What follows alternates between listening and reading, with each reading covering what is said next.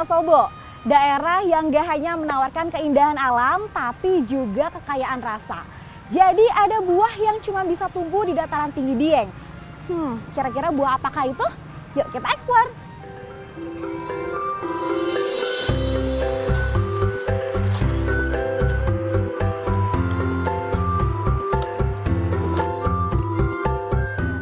Dengan iklim sejuk dan tanah yang subur, dataran tinggi Dieng menjadi habitat sempurna bagi karika.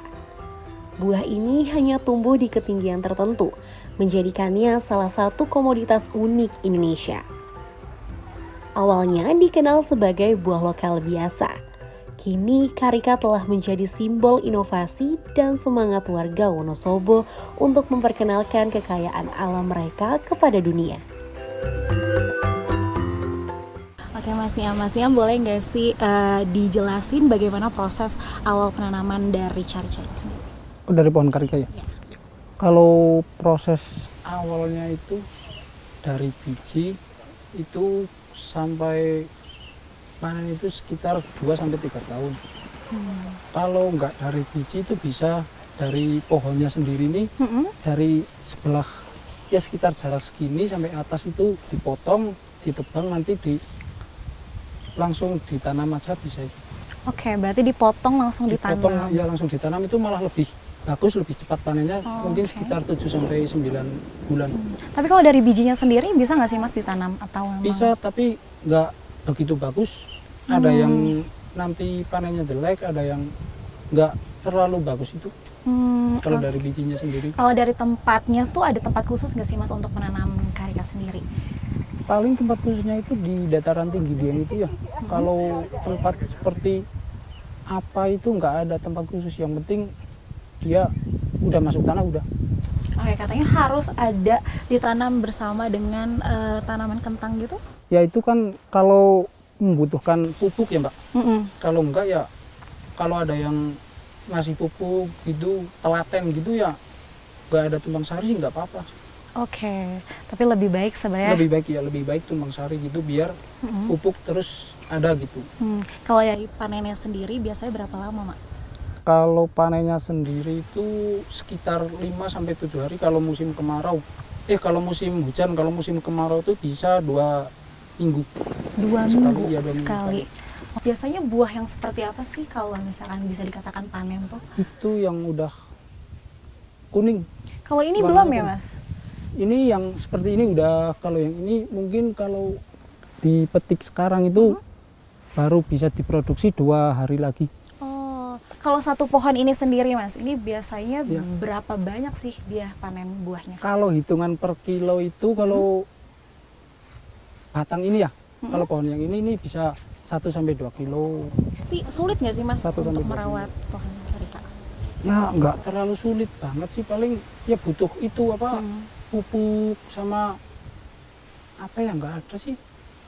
Sama batu-batan nggak ada. Nggak ada hambatan dalam Nggak ada. menanam. Ini mungkin cuaca kah, ada faktor-faktor yang mempengaruhi nggak Faktor sih? paling faktor angin itu. Faktor angin Faktor angin. bisa Ya, mempengaruhi Mas? bisa, karena kalau yang udah tinggi, yang udah lebat itu kan bisa roboh dengan sendirinya. Faktor angin paling di bulan-bulan 1 sampai 2 Januari sama Februari gitu. Kalau hama gitu ada nggak sih kalau di sini Mas? Hama ada, Tetap tupai. ada. Tupai Bisa. paling hewan tupai itu, kalau hama-hama yang lain nggak ada. Paling tupai itu. Mas, paling banyak biasanya buahnya tuh panen di bulan apa sih? Kalau paling banyak itu Maret sampai Juni. Maret sampai Juni. Maret sampai Juni, maksimal Juli. Kalau Juli sampai November itu udah panen kecil, itu udah nggak panen raya.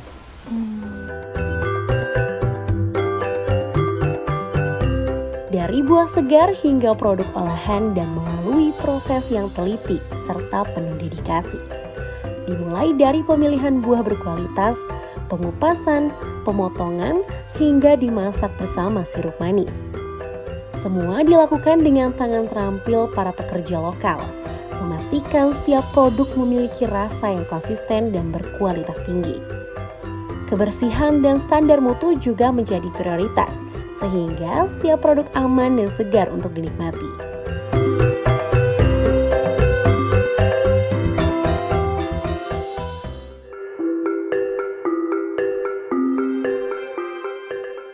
kami memulai usaha ini dari tahun 2013 dan ini sudah menginjak tahun ke-11.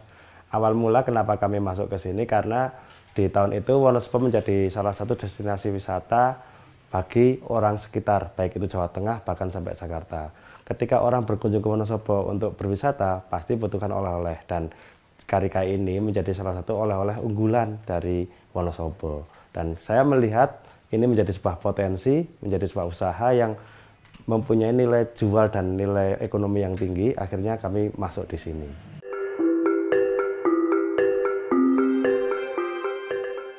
Karika itu cuma tumbuh di Dieng, dan itu menjadi sebuah kelebihan tapi juga kekurangan. Kelebihannya adalah kami tidak susah antar kompetitor bahkan dari luar negeri untuk masuk, tapi menjadi hambatan juga ketika Dieng hanya terdiri dari 3 kecamatan saja, dan ketika lahan di 3 kecamatan itu sudah habis untuk tanaman ini, kita tidak bisa menanam di tempat yang lain.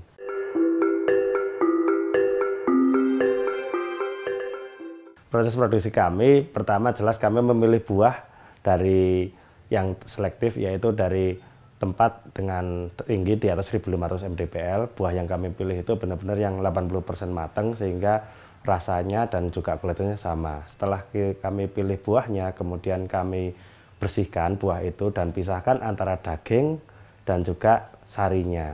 Dagingnya itu diolah menjadi koktelnya, kemudian sarinya itu akan menjadi rasa, karena rasa dari karika gemilang ini memang berasal murni dari sari karika itu. Nah, setelah kita proses, kemudian kita masukkan dalam kemasan, dan kemudian kita press, dan kemudian kita ada proses namanya pasteurisasi untuk pengawetan produk. Nah, setelah pasteurisasi, kemudian kita hot soaking, ditaruh di suhu dingin dengan tiba-tiba, dengan harapan bakteri yang tadi suhu panas itu belum mati, dijatuhkan suhu dingin mendadak akan mati gitu.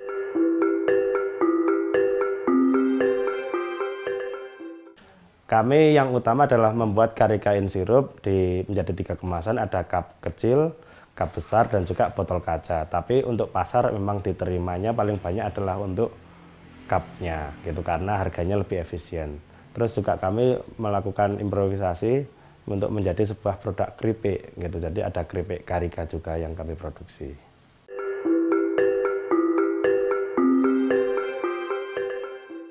Pengen banget, jadi kami sebagai pelaku UMKM di Indonesia ini pengen banget agar kita bisa naik menjadi, bahkan kalau bisa tidak UMKM tapi pengusaha besar gitu. Nah, salah satu pasar itu kami melakukannya juga di luar negeri. Kami juga ikut beberapa event expo dan juga pelatihan ekspor, dan kami juga melengkapi sertifikat kami. Jadi kalau ada di luar negeri untuk makan itu ada namanya HACCP, kami alhamdulillah sudah punya itu sertifikat Hazard Analysis Critical Control Point, dan itu harapannya bisa diterima juga untuk pasar luar negeri. Cuman memang kami punya hambatan, salah satunya adalah di produksi kami secara kuantitinya belum kontinu. Jadi untuk luar negerinya kita agak terhambat gitu.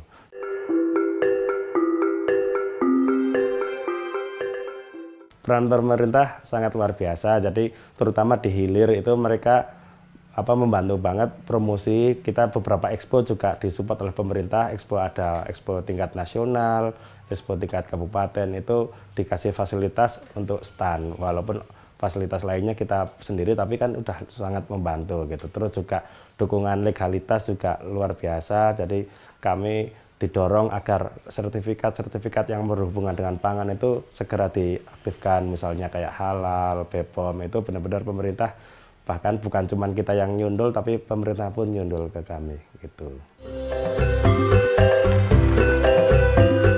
Lebih dari sekedar produk, karika menjadi penggerak ekonomi lokal.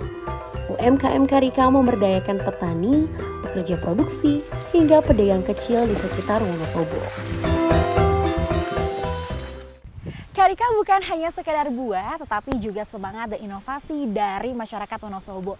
Nah, melalui UMKM ini kita dapat belajar bagaimana lokalitas dapat menjadi potensi yang mendunia. Jangan lupa untuk terus support UMKM Indonesia. Saya Farah, pamit undur diri. Sampai jumpa.